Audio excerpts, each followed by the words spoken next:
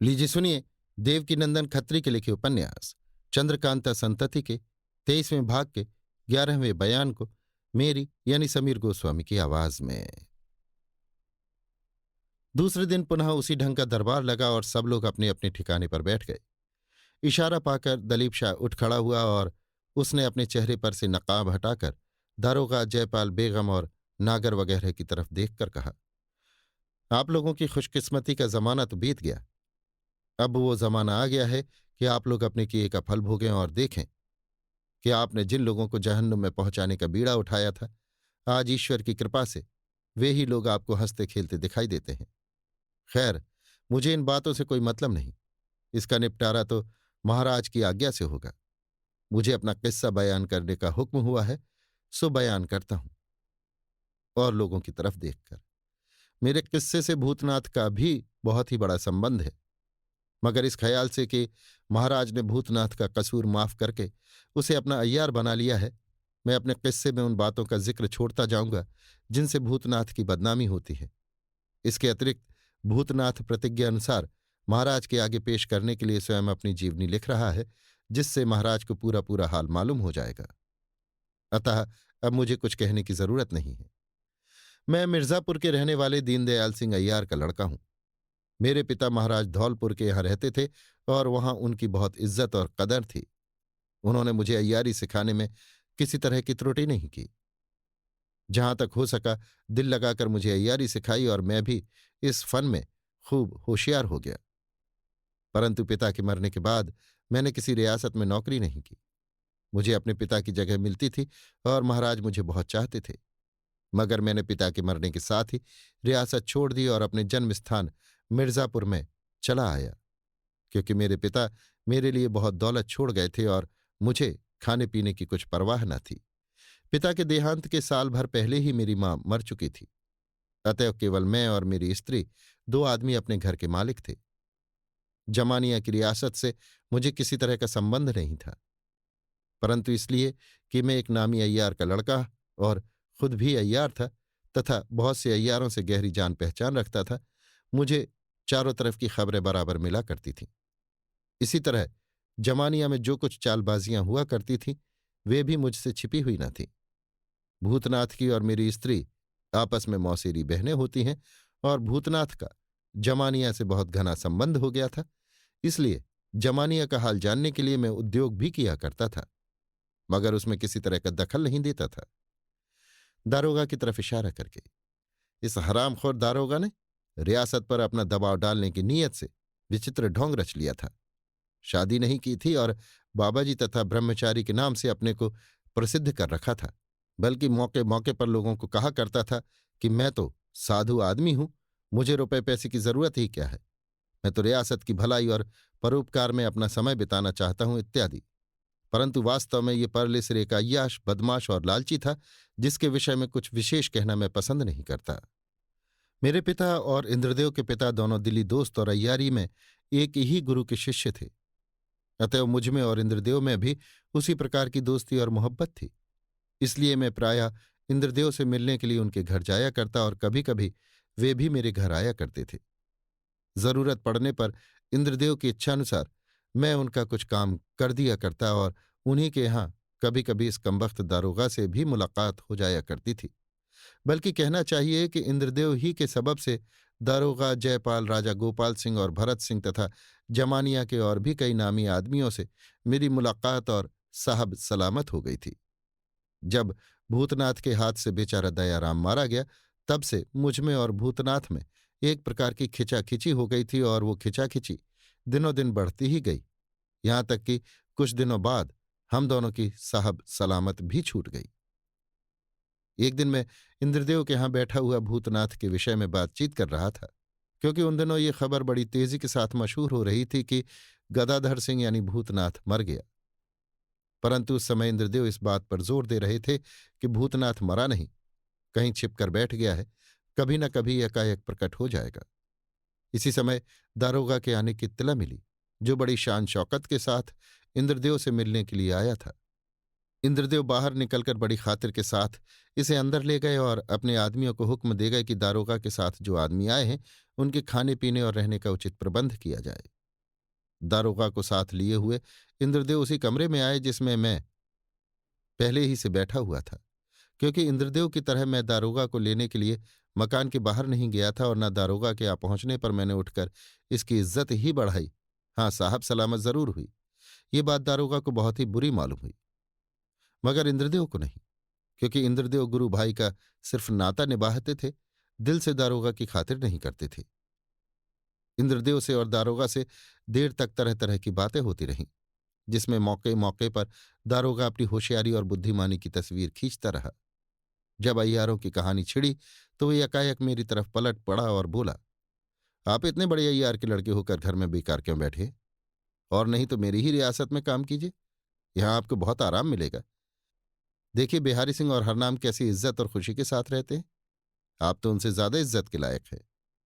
मैं मैं बेकार बैठा रहता हूं, मगर अभी तक अपने को महाराज धौलपुर का नौकर समझता हूं, क्योंकि रियासत का काम छोड़ देने पर भी वहां से मुझे खाने को बराबर मिल रहा है। दारोगा मुंह बनाकर, अजी मिलता भी होगा तो आखिर क्या, एक छोटी सी रकम से आपका क्या काम चल सकता है? आखिर अपने पल्ले की जमा तो खर्च करते ही होंगे। मैं ये भी तो महाराज का ही दिया हुआ है। दारोगा नहीं, वो आपके पिता का दिया हुआ है। खैर, मेरा मतलब ये है कि वहां से अगर कुछ मिलता हो तो उसे भी आप रखिए और मेरी रियासत से भी फायदा उठाइए। मैं ऐसा करना बेईमानी और नमक हरामी कहा जाएगा और ये मुझसे ना हो सकेगा। दारोगा हंसकर, वाह वाह, यार लोग दिन रात ईमानदारी की हड़ियां ही तो चढ़ाए रहते हैं। मैं तेजी के साथ, बेशक, अगर ऐसा नहीं तो वो अय्यार नहीं, रियासत का कोई ओहदेदार कहा जाएगा। दारोगा तनकर, ठीक है, गदाधर सिंह आप ही का नातेदार तो है, जरा उसकी तस्वीर तो खींचिए। मैं गदाधर सिंह किसी रियासत का अय्यार नहीं है और न मैं उसे अय्यार समझता हूं। इतना होने पर भी आप ये नहीं साबित कर सकते कि उसने अपने मालिक के साथ किसी तरह की बेईमानी की। दारोगा और भी तो नक्कर, बस बस बस, रहने दीजिए, हमारे यहां भी बिहारी सिंह और हरनाम सिंह अय्यार ही तो हैं। मैं इसी से तो मैं आपकी रियासत में जाना बेइज्जती समझता हूं। दारोगा भौं से कुड़कर, तो इसका यह मतलब कि हम लोग बेईमान और नमक हराम हैं? मैं मुस्कुराकर, इस बात को तो आप ही सोचिए। दारोगा देखिए, जुबान संभाल कर बात कीजिए, नहीं तो समझ लीजिए कि मैं मामूली आदमी नहीं हूं। मैं क्रोध से, ये तो मैं खुद कहता हूं कि आप मामूली आदमी नहीं हैं, क्योंकि आदमी में शर्म होती है और वो जानता है कि ईश्वर भी कोई चीज है। दारोगा क्रोध भरी आंख दिखाकर, फिर वही बात?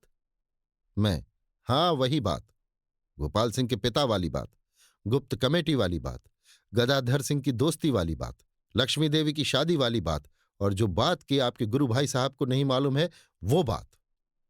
दारोगा दांत पीसकर और कुछ देर मेरी तरफ देखकर, खैर, अब इस बहुत सी बात का जवाब लात ही से दिया जाएगा। मैं बेशक, और साथ ही इसके ये भी समझ रखिए कि जवाब देने वाली भी एक दो नहीं है, लातों की गिनती भी आप न संभाल सकेंगे।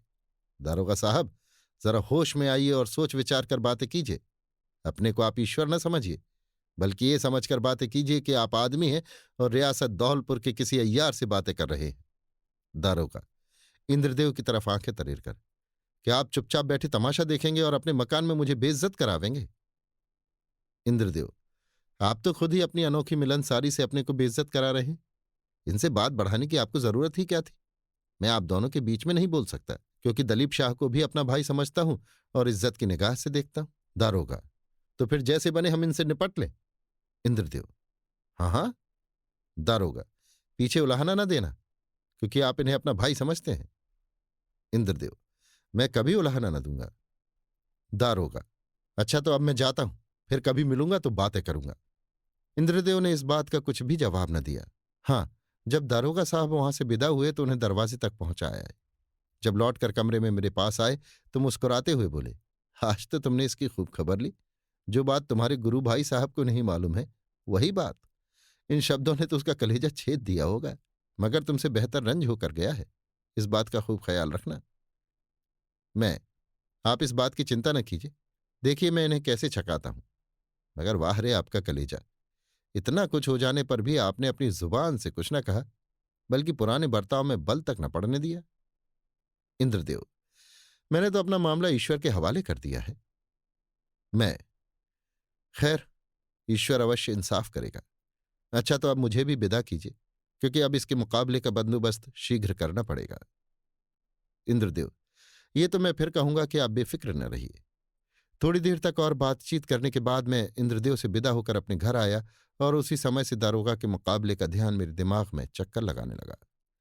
घर पहुंचकर मैंने सब हाल अपनी स्त्री से बयान किया और ताकीद की कि हरदम होशियार रहा करना। उन दिनों मेरे यहाँ कई शागिर्द भी रहा करते थे, जिन्हें मैं अय्यारी सिखाता था। उनसे भी ये सब हाल कहा और होशियार रहने की ताकीद की। उन शागिर्दों में गिरजा कुमार नाम का एक लड़का बड़ा ही तेज और चंचल था। लोगों को धोखे में डाल देना तो उसके लिए मामूली बात थी। बातचीत के समय वो अपना चेहरा ऐसा बना लेता था कि अच्छे अच्छे उसकी बातों में फंसकर बेवकूफ बन जाते थे। ये गुण उसे ईश्वर का दिया हुआ था, जो बहुत कम अय्यारों में पाया जाता है। अतः गिरजा कुमार ने मुझसे कहा कि गुरुजी, यदि दारोगा वाला मामला आप मेरे सुपुर्द कर दीजिए तो मैं बहुत ही प्रसन्न होऊंगा और उसे ऐसा छकाऊंगा कि वो भी याद करे। जमानिया में मुझे कोई पहचानता भी नहीं है, अतः मैं अपना काम बड़े मजे से निकाल लूंगा। मैंने उसे समझाया और कहा कि कुछ दिन सब्र करो, जल्दी क्यों करते हो, फिर जैसा मौका होगा किया जाएगा। मगर उसने एक न मानी। हाथ जोड़कर और खुशामद करके, गिड़गिड़ा करके, जिस तरह हो सका उसने आज्ञा ले ही ली और उसी दिन सब सामान दुरुस्त करके मेरे यहां से चला गया। अब मैं थोड़ा सा हाल गिरजा कुमार का बयान करूंगा कि इसने दारोगा के साथ क्या किया। आप लोगों को ये बात सुनकर ताज्जुब होगा कि मनोरमा असल में दारोगा साहब की रंडी है। इन्हीं की बदौलत माया रानी के दरबार में उसकी इज्जत बढ़ी और इन्हीं की बदौलत उसने माया रानी को अपने फंदे में फंसाकर बेहिसाब दौलत पैदा की। पहले पहल गिरजा कुमार ने मनोरमा के मकान पर ही दारोगा से मुलाकात की थी। दारोगा साहब मनोरमा से प्रेम रखते थे सही, मगर इसमें कोई शक नहीं कि इस प्रेम और अय्याशी को उन्होंने बहुत अच्छे ढंग से छिपाया और बहुत आदमियों को मालूम न होने दिया तथा लोगों की निगाहों में साधु और ब्रह्मचारी ही बने रहे। स्वयं तो जमानिया में रहते थे, मगर मनोरमा के लिए इन्होंने काशी में एक मकान भी बनवा दिया था। 10वें-12वें दिन अथवा जब कभी समय मिलता, तेज घोड़े पर या रथ पर सवार होकर काशी चले जाते और 10-12 घंटे मनोरमा के मेहमान रहकर लौट जाते। एक दिन दारोगा साहब आधी रात के समय मनोरमा के खास कमरे में बैठे हुए उसके साथ शराब पी रहे थे और साथ ही साथ हंसी दिल लगी का आनंद भी लूट रहे थे। उस समय इन दोनों में इस तरह की बातें हो रही थीं।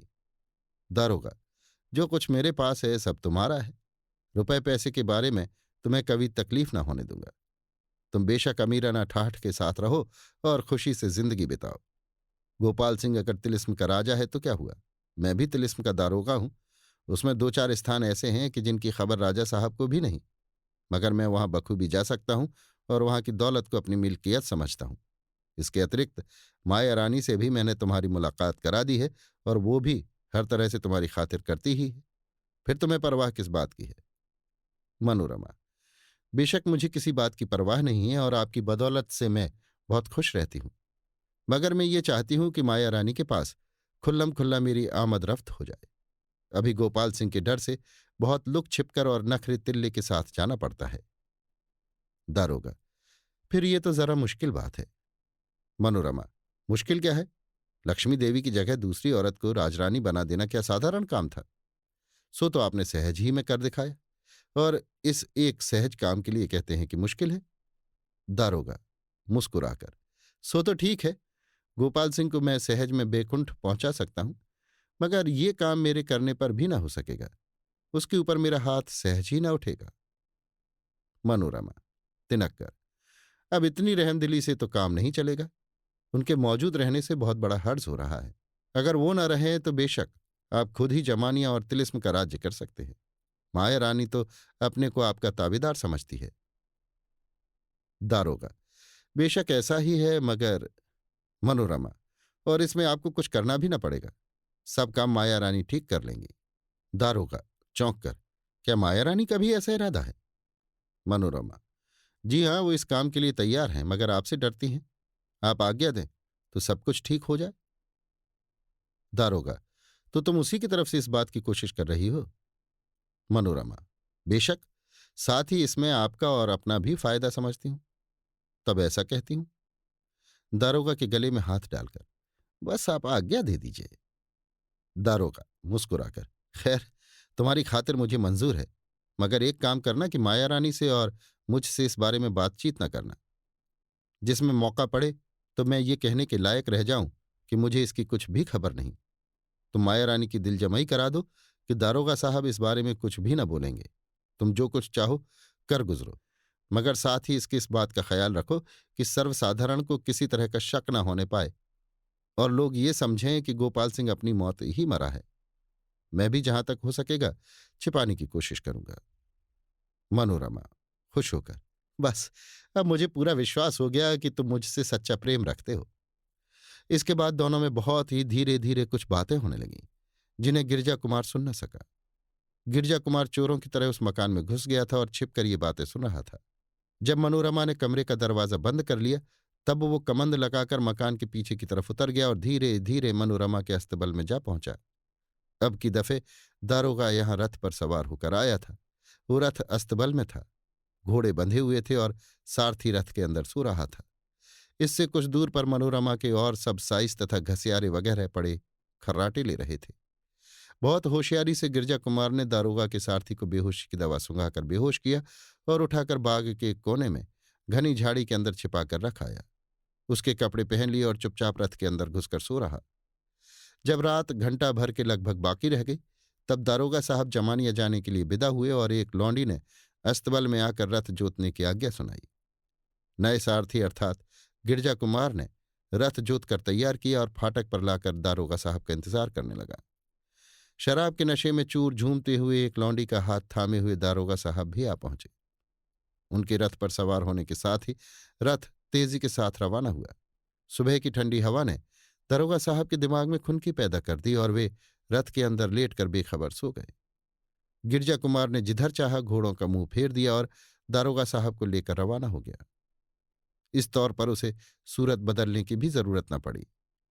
नहीं कह सकते कि मनोरमा के बाग में दारोगा का असली सारथी जब होश में आया होगा तो वहां कैसी खलबली मची होगी, मगर गिरजा कुमार को इस बात की कुछ भी परवाह न थी।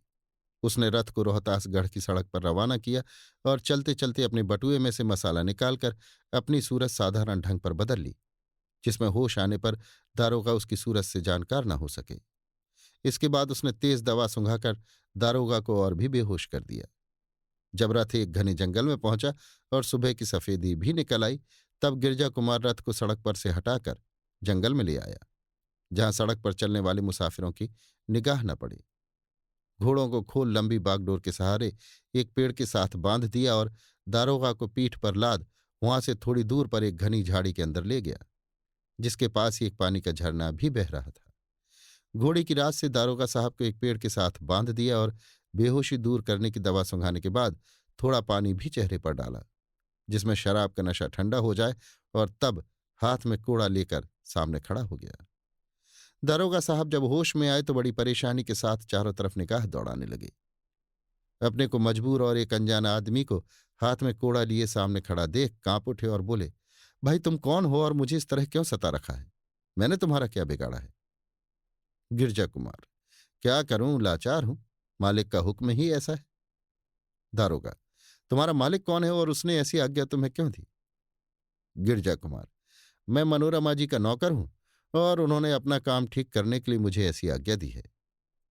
दारोगा ताज्जुब से, तुम मनोरमा की नौकर हो?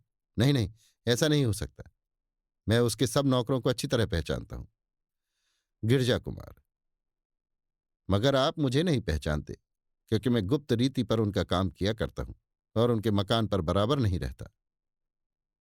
दारोगा, शायद ऐसा ही हो, मगर विश्वास नहीं होता। खैर ये बताओ कि उन्होंने किस काम के लिए ऐसा करने को कहा है? गिरजा कुमार, आपको विश्वास हो चाहे ना हो, इसके लिए मैं लाचार हूं। हाँ, उनके हुक्म की तामील किए बिना नहीं रह सकता। उन्होंने मुझे ये कहा है कि दारोगा साहब माया रानी के लिए इस बात की इजाजत दे गए हैं कि वो जिस तरह हो सके राजा गोपाल सिंह को मार डाले। हम इस मामले में कुछ दखल न देंगे, मगर ये बात वो नशे में कह गए हैं, कहीं ऐसा ना हो कि भूल जाएं। अतः जिस तरह हो सके तुम इस बात की एक चिट्ठी उनसे लिखाकर मेरे पास ले आओ, जिसमें उन्हें अपना वादा अच्छी तरह याद रहे। अब आप कृपा कर इस मजमून की एक चिट्ठी लिख दीजिए कि मैं गोपाल सिंह को मार डालने के लिए माया रानी को इजाजत देता हूं। दारोगा ताज्जुब का चेहरा बनाकर, ना मालूम तुम क्या कह रहे हो? मैंने मनोरमा से ऐसा कोई वादा नहीं किया। गिरजा कुमार, तो शायद मनोरमा जी ने मुझसे झूठ कहा होगा। मैं इस बात को तो नहीं जानता। हाँ, उन्होंने जो आज्ञा दी है सो आपसे कह रहा हूं।